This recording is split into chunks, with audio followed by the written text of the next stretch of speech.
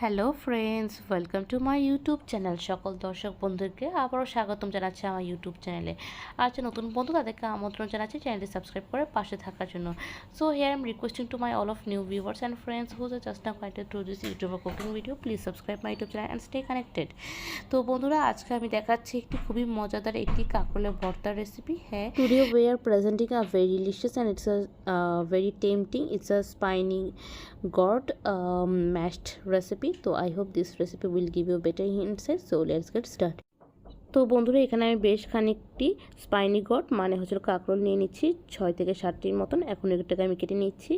আমি এখানে ডগা এবং আগাটা ভালো করে কেটে নিব এবং বাদ বাকি বডিটাকে যতটুকু একটু ধারালো ধারালো লাগছে সেটাকে আমি এভাবে করে পিল করে নিব। তোমরা এটা চাইলে বটির সাহায্যে করতে পারো, বাট আমার কাছে এটা বেশি কনভিনিয়েন্ট মনে হয়। তো আমি এভাবে করে উপরে এই ধারালোগুলোকে আমি এগুলোকে ট্রিম করে নিচ্ছি, টোটাল কথা পিল অফ করে নিচ্ছি। তো এভাবে করে আমি সবগুলো এভাবে করে আগা এবং ডগাগুলো কেটে দেন এটাকে পিল অফ করে নিব এবং সুন্দর করে এটি লাইট গ্রিন না আসা পর্যন্ত কিন্তু আমি এটাকে কিন্তু ভালো করে ঘষে নেব। তো আশা করি বন্ধুরা তোমরা এই স্টেপটা বুঝে গিয়েছো কীভাবে করতে হবে। তো এভাবে করে এখানে আমি যে 6টি কাঁকরোল নিয়েছি সেভাবে করে 6টি কাঁকরোল এভাবে করে উপর থেকে পিল অফ করে নিব। তো তোমরা দেখতে পাচ্ছ এখানে কিন্তু সুন্দরভাবে করে কেটে নিয়েছি। এখন এটাকে আমি 2 ভাগ করে নিচ্ছি।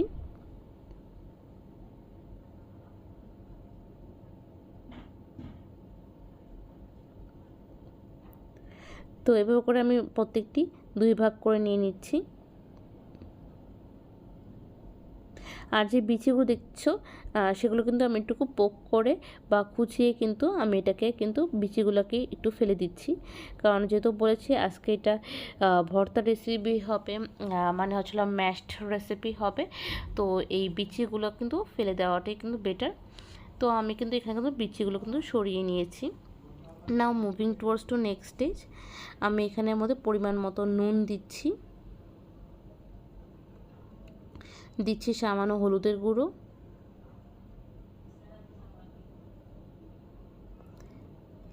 দিয়ে এটাকে ভালো করে আমি এটাকে মশলা মেখে নিচ্ছি।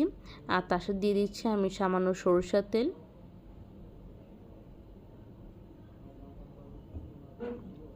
তো দেবার পর আমি এটাকে ভালো করে দলিত মতিত করে বা ভালো করে সুন্দর করে আমি এটাকে ম্যারিনেট করে নিচ্ছি।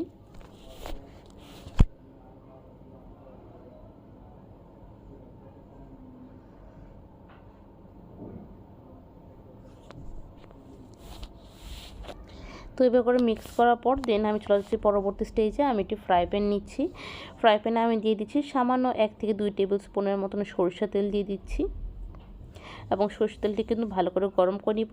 কড়াইতে আগে গরম করব, তারপর হচ্ছে সরষের তেল দিব। দেন ভালো করে গরম হয়ে আসলে আমি এখানে সেই ম্যারিনেট করে রাখা কাঁকরোলগুলোকে, যেটা স্পাইনি গোড়গুলোকে আমি 1 বাই 1 করে আমি এখানে অ্যাড করব।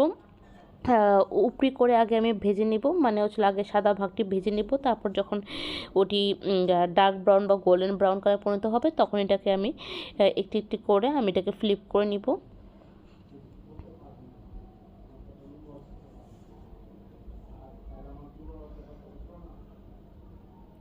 আর তার সাথে কিন্তু আমি একই মশলার মধ্যে একটি টমেটো নিয়েছি। টমেটোকে আমি 2 ভাগ করে কেটে নিয়েছি। কেটে আমি এটাকে ভালো করে মশলার মধ্যে মেখে আমি কিন্তু এখানে তেলের মধ্যে দিয়ে দিচ্ছি। আর তার সাথে দিয়ে দিচ্ছি সামান্য কিছু রসুন কুচি,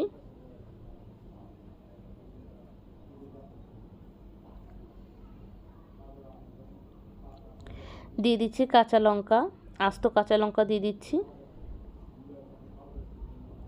দিয়ে আমি কিন্তু এটাকে কভার আপ করে দিচ্ছি 3 থেকে 4 মিনিটের জন্য। তো 3 থেকে 4 মিনিট পর আমি এটাকে ঢাকনাটা উপরি করে দিলাম। আর এখন এটাকে 1 বাই 1 করে আমি এটাকে ফ্লিপ করে দিচ্ছি। একটি সাইড কিন্তু মোটামুটি ভাজা হয়ে গেছে, অ্যান্ড অপর সাইডটি কিন্তু ভাজার জন্য কিন্তু আমি এটাকে উল্টে দিচ্ছি।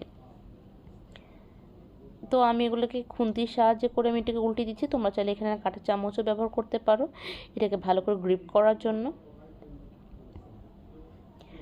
এবং টমেটোটাও কিন্তু দেখতে পাচ্ছ এত সুন্দরভাবে ভাজা হয়ে গিয়েছে, বাট উপরের খোসাটাও কিন্তু আমি করে নিচ্ছি।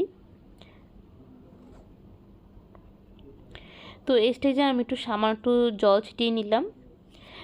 তাহলে কি হয় বন্ধুরা, এটা ভাজাও হয় এবং সেদ্ধ হয়। একটু স্প্রিঙ্কেল করে দিলে কিন্তু জল কিন্তু অনেক সুন্দরভাবে কিন্তু এটা সেদ্ধ হয়েছে। তো তোমাদেরকে এটা দেখানোর জন্য আমি এটাকে একটু পোক করে দেখালাম। আর বাইরের টাইমে কিন্তু আমি এটাকে কভার করে দিয়েছি আরও 3 থেকে 4 মিনিটের জন্য। এরপরে কিন্তু কাঁকরোল এবং টমেটো দুটি কিন্তু সুন্দরভাবে সেদ্ধ হয়ে গেছে। টমেটো সেদ্ধ হতে বেশি ডিফিকাল্ট কিছু না, তবে কাঁকরোলটা সেদ্ধ হওয়াটা অনেকটা কেমন কোয়ালিটি কাঁকরোল নিচ্ছি সেটার উপর অনেকটা ডিপেন্ড করে। তো যাই হোক, এখানে সুন্দর সিদ্ধ হয়ে গেছে, তো আমি এগুলোকে অন্য একটি প্লেটে ট্রান্সফার করে নিয়েছি। এখন চলে যাচ্ছে পরবর্তী স্টেজে। আমি একই ফ্রাই প্যানের মধ্যে সামান্য 1 টেবিল স্পুনের মতন সরষের তেল দিয়ে এটাকে ভালো করে আমি এটাকে গ্রিস করে নিচ্ছে, এবং এখানে কিন্তু 4 থেকে 5টি কিন্তু শুকনো লঙ্কা দিয়েছি, এবং শুকনো লঙ্কাটাকে আমি সুন্দর করে আমি এটাকে ভাজা করবো যতক্ষণ পর্যন্ত একটি গোল্ডেন ব্রাউন কালারে পরিণত না হচ্ছে।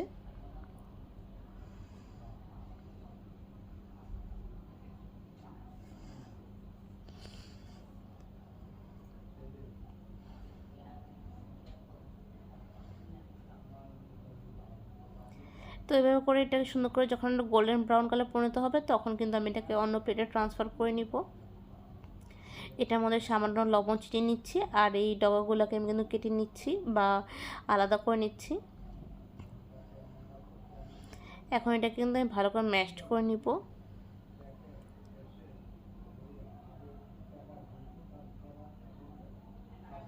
এর মধ্যে দিয়ে দিচ্ছি 1 থেকে 2টি কাঁচা লঙ্কা, সেই ভেজে রাখা কাঁচা লঙ্কাটি দিয়ে দিচ্ছি।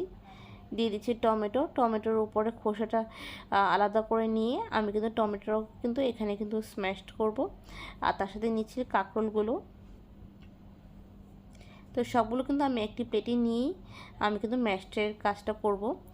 আর এটার মধ্যে প্রথমে আমি পেঁয়াজ দিয়ে দিই, এবার আমি এখানে কিছু রসুন দিয়ে দিচ্ছি, এবং সেটাকে ভালো করে আমি এটাকে মিক্স করে নিচ্ছি। তো এভাবে করে পেঁয়াজ, রসুন, কাঁচা লঙ্কা, শুকনো লঙ্কা, লবণ দিয়ে ভালো করে চ্যাটকানোর পর, মানে হচ্ছিল মূল কথা মাখানোর পর, আমি এখানে দিয়ে দিচ্ছি সামান্য সরষের তেল দিয়ে আমি এখন কাঁকরোলগুলোকে যেটা ভেজে নিয়েছি এবং সেদ্ধ সম পরিমাণ সেটাকেও আমি এখন এটাকে থেতলিয়ে দিচ্ছি, আর তার সাথে আমি টমেটোকেও থেতলে দিচ্ছি। তো এইভাবে 1 বাই 1 সবগুলোই আমি অ্যাকচুয়ালি মাখবো, কারণ যেহেতু আমি বলেছি এটা হলো কাঁকরোলের ভর্তা বা হচ্ছিলো spiny gourd mashed recipe, so mashed will be gonna to mashed at any how. And the last not least, আমি এখানে সর্বশেষে ধনে পাতা কুচিগুলো করে নিয়েছি, সেটা আমি এখানে গার্নিশ করে নিচ্ছি, আর এটাকেও আমি অবশেষে এটাকে ভালো করে মিক্স করে নিব। তো বন্ধু, এটা খুবই সহজ সরল এবং খুবই ডিলিশিয়াসভাবে এই রান্নাটি হচ্ছে। এবং এখানে আমি দিয়ে দিচ্ছি সামান্য সর্ষে বাটা, যেটা কিনা আমার আগেই করা ছিল, আমি এখানে কোনোভাবে সর্ষে আর দেখানো হয়নি, তবে সর্ষে বাটা দিলে এটা টোটালি অন্য একটি লেভেলে নিয়ে যায়, তো যেটা কিনা অ্যাকচুয়ালি না খেয়ে বোঝানো যাবে না। এবং এই রেসিপিটি কিন্তু যে কেউ করতে পারে, কোনো নিউ বিগিনার্স বা যারা নতুন রাঁধুনি থেকে শুরু করে যারা হস্টেলে থাকো তারাও এই রান্নাটি খুব সহজভাবে পরিবেশন করতে পারো। তো বন্ধুরা, আমার এই রেসিপিটি তোমাদের কার কেমন লেগেছে অবশ্যই জানাবে, কারণ তোমাদের প্রতিটি মন্তব্য আমাদের উৎসাহিত করে নতুন কোনো রেসিপি তোমাদের সামনে আপলোড করার জন্য। এবং লাইক দিতে অবশ্যই ভুলো না, কারণ তোমাদের প্রতিটি লাইক, ভিডিও, ফুল ওয়াচ আমাদের চ্যানেল রিচ করাতে অনেক সহযোগিতা করে। তো বন্ধুরা, আজকের রেসিপিটি এখানে এতটুকু রইলো, আবার দেখা হবে অন্য একটা রেসিপি নিয়ে, অন্যরকম কথোপকথন নিয়ে। ততক্ষণ পর্যন্ত তোমার সবাই সুস্থ থাকো, ভালো থাকো এই কামনা করি। Tata, bye bye, and take care.